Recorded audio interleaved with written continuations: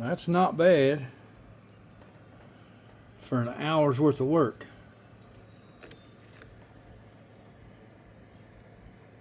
.165 grain semi-wad cutter, setting over 5 grains of red dot, mixed brass, Remington primers, 5.5s. Going to be some nice fun 357 Magnums, 195 of them in about an hour and 5 minutes. That was made possible for one reason. That's because of this.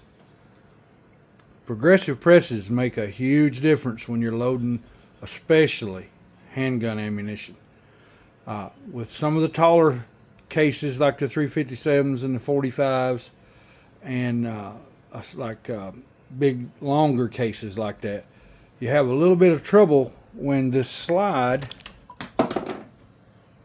pushes them in. When it drops and they catch them coming out of these tubes, then when this slide goes in, a lot of times those heavier cases will fall over before they get all the way to the shell plate. There's a way to fix it. I've seen a couple of videos of people that did it on YouTube, and I'm going to fix one on mine. Is they just put a small piece of one actually that I saw that works really good was cut out of a soda can. Small piece coming off this bar coming out, and a small piece that he drilled a small hole and attached it to this frame right here, so that whenever the case comes up, those two pieces of aluminum would catch the case right here in a V until this rider pushed it the rest of the way out, and it would stay in good, and you didn't have any trouble with losing your case falling over and having to deal with that all the time.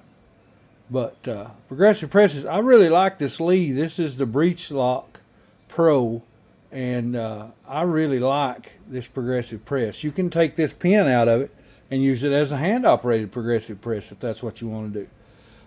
But with each time you pull this handle down,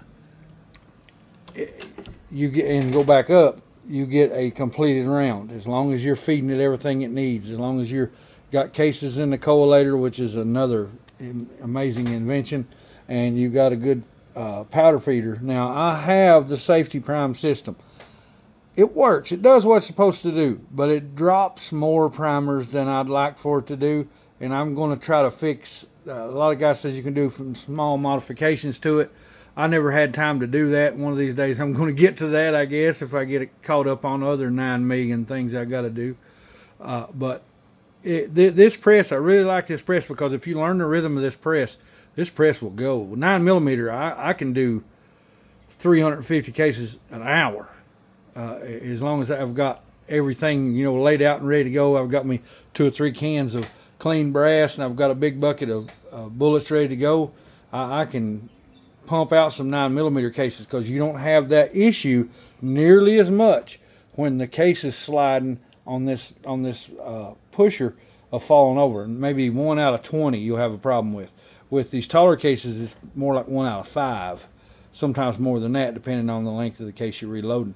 223 is, people tell me they've loaded on these that are really, really aggravating. I've not tried it yet. I'm going to, because I got about 2,500 cases I got to reload. So I'm going to do it on progressive. But I really like the way these turned out. I like these nickel cases. I like the way they feed. They just fall right in, fall right out. And like I said, those bullets, I bought those off of a buddy of mine that has a gun shop in Monticello, Kentucky. Y'all go see him, Richard Fry at Fry's Outdoor Sports. Look him up.